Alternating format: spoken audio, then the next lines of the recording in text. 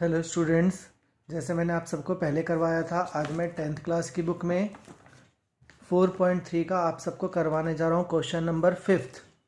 Question number 5th। इस question में देखो क्या दिया गया है। इन अ क्लास टेस्ट, एक क्लास टेस्ट होता है। द सम किस चीज़ का सम ऑफ शेफाली मार्क्स, जो शेफाली है उसके मार्क्स का सम, किस चीज़ के मार्क्स का, मैथ्स और इंग्लिश। मैथ्स और इंग्लिश के मार्क्स का जो सम है वो 30 है। इसका मतलब टेस्ट में शेफाली के जो मार्क्स आए मैथ्स में और इंग्लिश में, इन दोनों का टोटल बन गया 30। यही नहीं पता मैथ्स में कितने आए और इंग्लिश में, दोनों का टोटल है 30। Had she got 2 marks more, अगर उसके 2 मार्क्स ज़्यादा आते मैथ्स में, and 3 marks less in English, और इंग्लिश में 3 मार्क्स कम आते, द प्रोडक्ट, और उसको हम मल्टीप्लाई करते, ऑफ देयर मार्क्स, उनके मार्क्स को मल्टीप्लाई करते, वुड हैव बीन 210, तो वो 210 हो सकता था। तो आपको बताना है दोनों सब्जेक्ट के मार्क्स। तो पहली कंडीशन में हमें ये पता है टेस्ट में शेफाली के जो मार्क्स आए मैथ्स और इंग्लिश में वो टोटल 30 है। टोटल 30 का मतलब ज़रूरी नहीं है कि दोनों में 15-15 है, हो सकता है एक में 20 हो एक में 10 हो तो भी 30 हो गए। हो सकता है एक में सिर्फ 1 मार्क्स हो और एक में 29 हो तब भी 30 हो गए। तो इस एक में हो सकता है 0 और एक में 30 हो तब भी 30 हो गए। यानी उनके मार्क्स का जो सम है वो 30 है। तो इस कंडीशन को हम कैसे सॉल्व करेंगे, इस चीज़ को ध्यान से समझो। ये मैं आपको करवाने जा रहा हूँ 4.3 का क्वेश्चन 5th। तो कितने मार्क्स आए, तो हमने लेट किया मार्क्स इन मैथ्स, हमने माना उसके मैथ्स में मार्क्स आए x, marks in English, English में कितने मार्क्स आए तो y, और हमें ये पता है दोनों में टोटल मिलाकर कितने मार्क्स आए 30, दोनों में टोटल मिलाकर आए 30। ठीक है, अब हम क्या करेंगे, y ये रहा 30, ये रहा, x को इधर लाकर माइनस कर देंगे। ये हो गई कंडीशन फर्स्ट। फिर क्या गिवन है, had she got 2 marks more in maths, 2 marks more in maths, यानी उसके मैथ्स में 2 मार्क्स ज़्यादा आते। तो हमने क्या किया, मैथ्स में उसके कितने मार्क्स आए थे x, हमने उसको 2 मार्क्स ज़्यादा दे दिए, मैथ्स में 2 मार्क्स ज़्यादा कर दिए। और इंग्लिश में क्या बताया गया है, and 3 marks less in English, 3 marks कम आते इंग्लिश में, तो उसके इंग्लिश में कितने आए थे y, तो इंग्लिश में हमने उसके 3 मार्क्स कम कर दिए। और इनका जो प्रोडक्ट है बीच में कुछ नहीं है तो प्रोडक्ट मल्टीप्लाई, इनका प्रोडक्ट है 210, गिवन ये है। बाकी अब हमें सॉल्व करना है कि मैथ्स में उसके 2 मार्क्स ज़्यादा कर दिए और इंग्लिश यानी कि y उसके 3 मार्क्स कम कर दिए, तो प्रोडक्ट है 210। हम y की वैल्यू यहीं पे लगा सकते हैं, लेकिन हम थोड़ा सा इसको और कर लेते हैं, ये चलो वैल्यू लगा ही देते हैं। x+2 का x+2, y की जगह पे y की वैल्यू क्या है 30 माइनस x, और ये 3 ऐसे का ऐसे ही, यानी हमने y की जगह पे y की वैल्यू लगा दी 210। अब हमने क्या किया, ये x+2 तो x+2 ब्रैकेट के अंदर सॉल्व होकर कितना हो गया, 30 में से 3 चले गए, 30 में से 3 चले गए 27, और ये रहा x इक्वल में 210, 30 में से 3 चले गए 27 और ये x। अब हम क्या करेंगे, इस x को इससे भी मल्टीप्लाई और x को इसके साथ भी मल्टीप्लाई। तो x को हमने इसके साथ मल्टीप्लाई किया तो 27x, x को उसके साथ मल्टीप्लाई किया तो x², इसके साथ भी और इसके साथ भी। अब 2 को इसके साथ मल्टीप्लाई किया 27 2 54, और 2 को इसके साथ मल्टीप्लाई किया तो 2x इक्वल में 210। अब स्क्वायर वाला तो ये रहा माइनस का x², x वाले ये दोनों, तो 27 में से 2 चले गए, 27 में से 2 चले गए, तो 27 में से अगर 2 माइनस करेंगे तो बच गए 25x, नंबर इधर है 54, ये 210 इधर आकर माइनस ये नंबर इस साइड आ गया, तो इक्वल क्या बच गया 0। अब x², ये 25x, ऐसे ही ये दोनों फिर सॉल्व हो जाएंगे, ये दोनों कितने हो गए प्लस माइनस माइनस। अब हम इसको माइनस करेंगे, 10 में से 4 गए 6, 11 में से 5 गए 9 में से 5 गए, 10 में से 4 गए 6, बचे इधर 5 और बचा 1, 156। साइन किसका? माइनस का, इक्वल 0। हमने इसको माइनस कर दिया तो 156। अब पहला ही नंबर जब माइनस होता है, हम लिखते हैं change the sign of equation, यानी इसकी हमें इक्वेशन साइन चेंज करना है। तो ये माइनस का एक्स स्क्वायर बन गया प्लस का एक्स स्क्वायर, प्लस का 25x बन गया माइनस का 25x, माइनस का 156 बन गया प्लस का 156 इक्वल 0। ये बन गई हमारी क्वाड्रेटिक इक्वेशन। अब इसके फैक्टर करो, मल्टीप्लाई करें तो 156 और प्लस करें तो 25। अब हमें दो नंबर चाहिए, मल्टीप्लाई करें तो 156 और प्लस करें तो 25। वो नंबर होते हैं 12 एंड 13। 12 एंड 13, क्योंकि 12 और 13 को अगर हम प्लस करेंगे तो 25 और 12 और 13 को मल्टीप्लाई करेंगे 156। हमें कैसे पता लगेगा? हमें पता लगाने के लिए इस नंबर के हम फैक्टर कर देंगे। किस नंबर के? 156 के। 156 के फैक्टर करेंगे 2 से। 2 7 जा 14, 1 2 8 जा 16, फिर 2 से 2 3 जा 6, 2 9 जा 18, फिर 3 से 3 1 जा 3, 3 3 जा 9, फिर 13 से 13 1 जा 13। तो ये बन गया एक सेट, ये अकेला एक सेट। 2 2 जा 4 3 जा 12 और 13, यानी इसके फैक्टर हो गए 12 और 13। तो जहाँ 25 हम लिख देंगे 12x और 13x, क्योंकि 12 और 13 दोनों मिलकर हो गए 25x।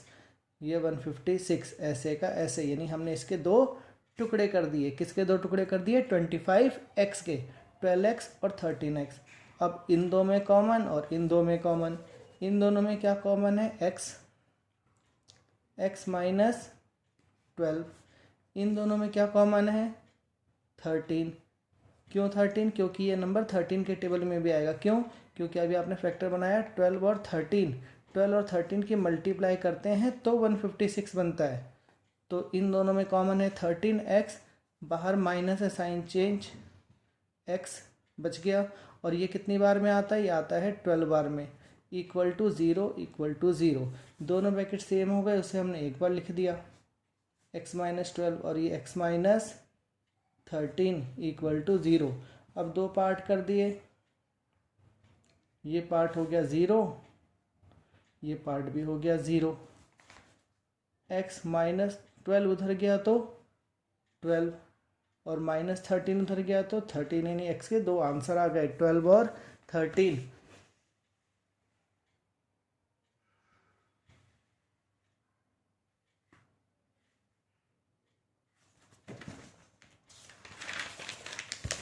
x के दो आंसर आने के बाद, यानी हमारा x का एक आंसर आया है 12 और x का एक आंसर आया है 13, इसलिए अब हम y की वैल्यू भी निकालेंगे। तो y की वैल्यू क्या है? y की वैल्यू पीछे आपने देखी थी, y की वैल्यू थी 30 माइनस एक्स, y की वैल्यू थी 30 माइनस एक्स। तो जहाँ पर y की वैल्यू है 30 माइनस एक्स, y की वैल्यू है 30 माइनस एक्स। अब y तो y, 30 तो 30, x पे x की वैल्यू कितनी निकाली हमने? 12, तो माइनस कर दिया तो आया 18। इस तरह भी y की वैल्यू 30 तो 30, x की वैल्यू क्या है? x की वैल्यू है 13, माइनस किया तो आया 17। तो इसीलिए x की वैल्यू जब 12 है तो y की वैल्यू है 18, और जब x की वैल्यू है 13 तो y की वैल्यू है 17। दो वैल्यू होने से हमें पता लग गया x और y। जब मैथ्स थी x, तो मैथ्स में अगर उसके 12 मार्क्स आते हैं तो इंग्लिश में उसके मार्क्स आते हैं 18, और अगर उसके मैथ्स में 13 मार्क्स आते हैं तो इंग्लिश में उसके मार्क्स आते हैं 17। तो ये हमारा 12 और 18 आंसर है, और ये 13 और 17 आंसर है। इसी के साथ साथ अब मैं आपको करवाने जा रहा हूँ 4.3 का क्वेश्चन नंबर 6। 4.3 का क्वेश्चन नंबर 6। अब 4.3 के क्वेश्चन नंबर 6 में क्या दिया है, ध्यान से देखो। द डायगोनल ऑफ रेक्टेंगल, एक रेक्टेंगल है, डायगोनल होती है बीच की तिरछी line, the diagonal of rectangle field, जो डायगोनल है 60 मीटर मोर, वो 60 मीटर ज़्यादा है देन द शॉर्टर साइड, किससे 60 ज़्यादा है, छोटी साइड से। और इफ़ द लार्जर साइड, जो लार्जर साइड है, जो लार्जर साइड है इस 30 मीटर मोर, वो 30 मीटर ज़्यादा है देन द शॉर्टर साइड, वो भी छोटी साइड से 30 ज़्यादा है। तो बताओ फील्ड की साइड्स। तो सबसे पहले diagonal of rectangular field, field को कैसा बताया हुआ है, the diagonal of rectangular field, जो रेक्टेंगुलर फील्ड। तो सबसे पहले हम ये जान गए जो हमारा फील्ड है वो कैसा है, रेक्टेंगल। तो सबसे पहले हम बनाएंगे एक रेक्टेंगल।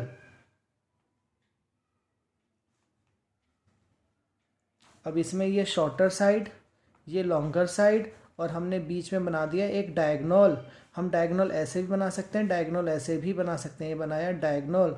तो इसमें सबसे पहले लेट किया हमने shorter side, shorter side, shorter side मतलब छोटी साइड को हमने माना x। छोटी साइड कौन सी है, ये वाली और ये वाली। तो रेक्टेंगल है तो सामने सामने इक्वल होंगे। और जो डायगोनल है, डायगोनल के बारे में क्या बताया हुआ है, फिर क्वेश्चन को देखते हैं।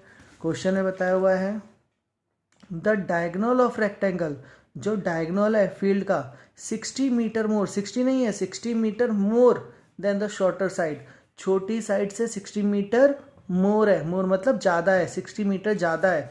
तो छोटी साइड से 60 ज़्यादा है, तो इसकी वैल्यू होगी x प्लस 60, ये होगी x प्लस 60, यानी इससे 60 मीटर ज़्यादा। फिर आगे क्या बताया हुआ है, इफ़ द लॉन्गर साइड, किस चीज़ की लॉन्गर साइड, रेक्टेंगल की, जो लॉन्गर साइड है इस 30 मीटर मोर, लॉन्गर साइड जो है 30 मीटर ज़्यादा है, यानी कि लॉन्गर साइड ये वाली वो छोटी साइड से 30 ज़्यादा है, यानी कि ये 30 ज़्यादा और ये 30 ज़्यादा, यानी कि ये क्या है 30 मीटर ज़्यादा है, ये दोनों साइड 30 मीटर ज़्यादा है। तो हमारी जो लॉन्गर साइड हो गई, लॉन्गर साइड, तो लॉन्गर साइड, तो ये पहले क्या था 60 ज़्यादा था और ये 30 ज़्यादा है, यानी डायगोनल 60 ज़्यादा थी और लॉन्गर साइड 30 ज़्यादा है, तो उसको हमने 30 ज़्यादा किया।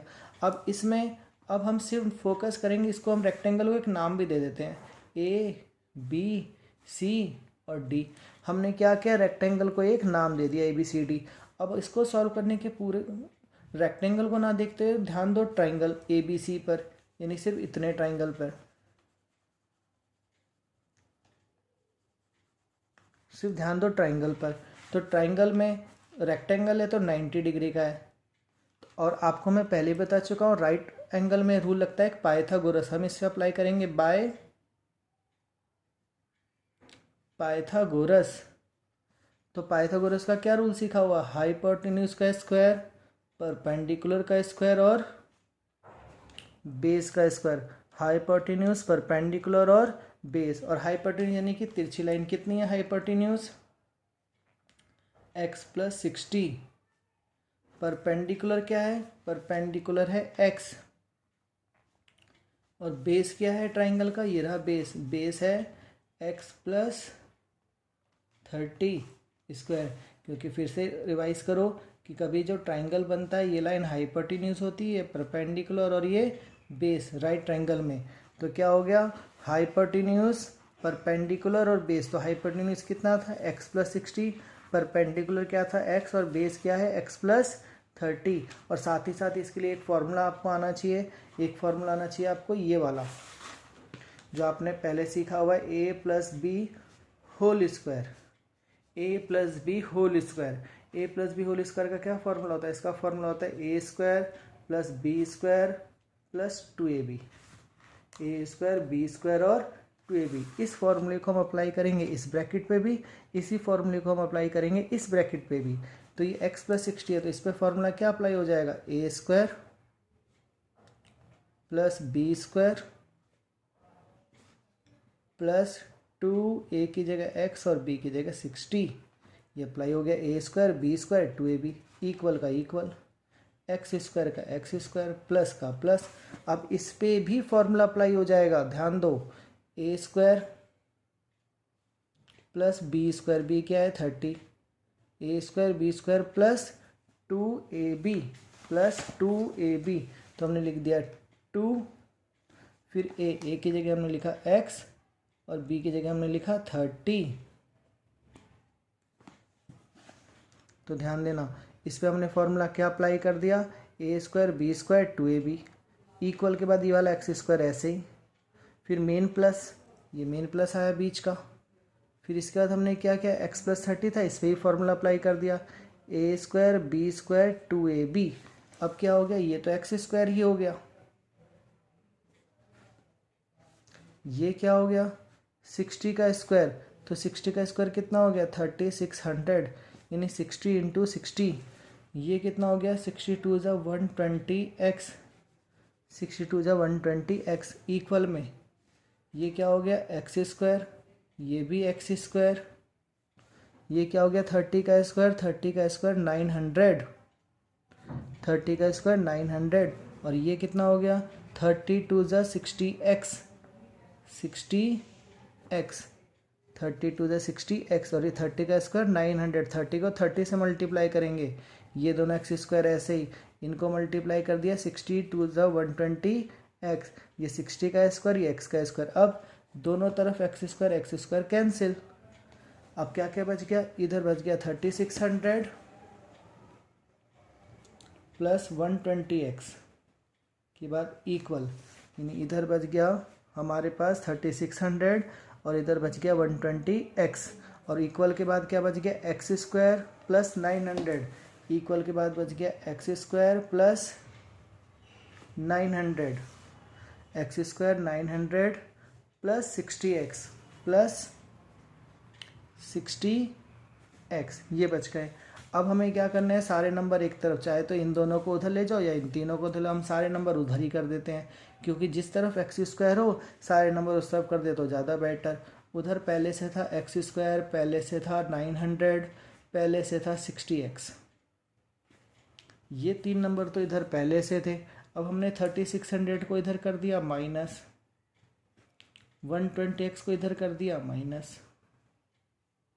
अब इसके बाद स्क्वायर वाले नंबर, तो स्क्वायर वाला तो ओनली यही है एक्स स्क्वायर, एक्स वाले कौन कौन से हैं, ये दोनों, कितने हो गए ये दोनों मिल करके, प्लस माइनस माइनस, 120 में से 60 चले गए, 60 एक साइन किसका, बड़े नंबर का, बड़ा नंबर कौन सा है माइनस, तो एक्स वाले हो गए 60x, और नंबर ये दोनों plus minus minus, plus minus minus, 3600 में से 900 गए 2700, फिर साइन किसका, बड़े नंबर का, बड़ा नंबर माइनस, इक्वल में 0। अब इसके बाद ये बन गई हमारी क्वाड्रेटिक इक्वेशन। अब इस इक्वेशन को सॉल्व करना है। अब इसमें क्या है, पहले और थर्ड नंबर को अगर हम मल्टीप्लाई करेंगे तो 2700, अब हमें मल्टीप्लाई करने पे चाहिए 2700 और माइनस करने पे चाहिए 60।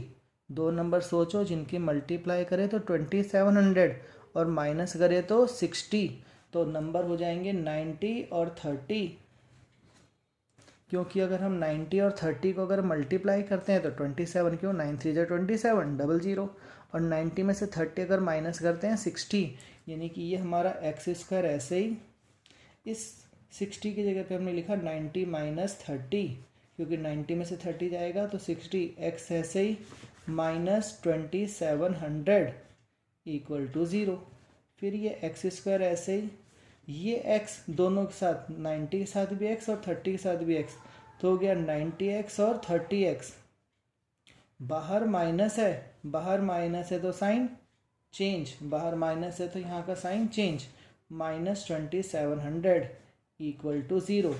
अब हमें क्या करना है, पहले दो में कॉमन और बाद के दो में कॉमन, इन दोनों में क्या कॉमन है, इन दोनों में कॉमन है x, तो x माइनस 90, इन दोनों में x कॉमन था, प्लस का प्लस, प्लस का प्लस, इन दोनों में क्या कॉमन है, ये दोनों किस टेबल में आते हैं 30 में, 30 में कॉमन तो 30, तो इधर तो ओनली x बच गया, माइनस 30 की टेबल में ये कितनी बार में आएगा, 30 की टेबल में 90 बार में आएगा, इक्वल 0, दोनों ब्रैकेट सेम हो गए, इन दोनों में 30 कॉमन, x निकल गया 90। अब जो दोनों कॉमन हो गए इसको एक बार लिखो, x माइनस 90, और जो बाहर बाहर है उसे एक बार लिखो, x प्लस 30 इक्वल टू 0, दो पार्ट, जो पहला ब्रैकेट था इसे हमने 0 के इक्वल लिख दिया, और जो दूसरा ब्रैकेट था इसे भी हमने 0 के इक्वल लिख दिया। एक्स ये रहा -90, उधर गया 90, एक्स ये रहा 30, उधर गया तो -30, तो ये एक्स की वैल्यू आ गई। अब एक्स था क्या, एक्स हमारा शॉर्टर साइड था, रेक्टेंगल का शॉर्टर साइड, तो साइड कभी माइनस में नहीं हो सकती, रेक्टेंगल की साइड कभी माइनस में नहीं हो सकती, इसलिए माइनस वाले पे हम लिखेंगे नॉट पॉसिबल। और हम x की वैल्यू कितनी लेंगे, 90, x की वैल्यू आ गई 90, तो 90 आने पे ये क्लियर हो गया कि हमारे जो रेक्टेंगल में शॉर्टर साइड है, छोटी साइड है, शॉर्टर साइड थी 90 मीटर, और जो डायगोनल था, डायगोनल की वैल्यू क्या थी, डायगोनल की वैल्यू थी x + 60, तो x की वैल्यू आई है 90, यानी कि 90 + 60 150 मीटर। और जो लॉन्गर साइड थी, लॉन्गर साइड कितनी थी, लॉन्गर साइड थी हमारी x + 30, यानी 90 + 30 120 मीटर। ये हमारे हो गए आंसर। इसका मतलब जो रेक्टेंगल था गिवन, उस रेक्टेंगल में शॉर्टर साइड कितनी थी, 90, और जो डायगोनल था 60 ज़्यादा, यानी कि 150, और जो बड़ी साइड थी लॉन्गर साइड वो कितनी थी, 30 ज़्यादा, 120 और 120। हमने इसका नाम रखा था ABCD। ये हमारे आंसर हैं, और सब कुछ मीटर में कन्वर्ट कर देंगे। अब मीटर में क्यों कन्वर्ट किया, क्योंकि उसमें हमें बताया हुआ था क्वेश्चन में 60 मीटर मीटर में बता रखा था, इसलिए हमने सारे नंबर के साथ मीटर डोनेट कर दिया। नोट करो और समझो।